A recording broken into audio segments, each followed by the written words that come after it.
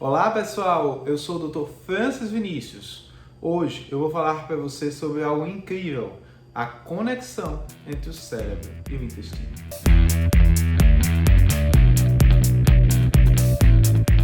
Nunca se falou tanto que o intestino é o nosso segundo cérebro.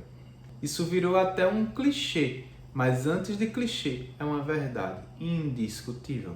Isso porque além das milhões de conexões neuronais que ligam o intestino ao cérebro, nós estamos falando de mais de 500 milhões de neurônios.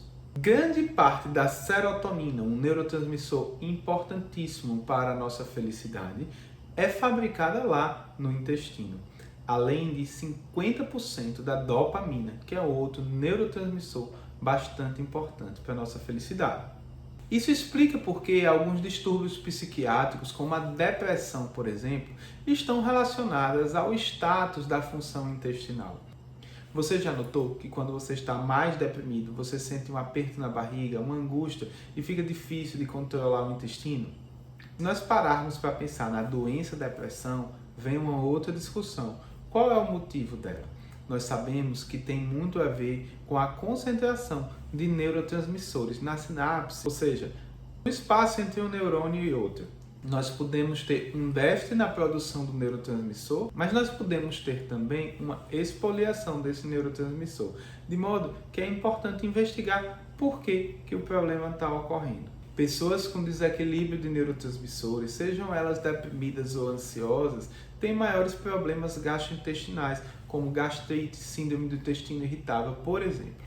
Desse modo, fica fácil entender que tanto o cérebro gera repercussões sobre o intestino, como o intestino gera repercussões sobre o cérebro. E tem grande influência sobre o seu estado de humor. Além disso, alimentos inflamatórios, como o caso do açúcar. Eu vou falar do açúcar em especial para vocês, porque o açúcar não tem um valor maior para o nosso organismo. Ele está ali apenas para inflamar o nosso organismo. Ele aumenta a viscosidade do sangue e torna mais difícil o bombeamento do sangue pelo coração. Ao longo do tempo, aumenta também a resistência insulínica e fica difícil para o corpo dar conta de todo esse açúcar. É gerado então um estado inflamatório do organismo. E no intestino não é diferente. O açúcar acaba por inflamar o intestino e dificultar a vida da microbiota intestinal, as bactérias benéficas que estão ali para equilibrar a inflamação no nosso intestino. Nós já temos algum grau de inflamação no intestino, nós chamamos de microinflamação intestinal.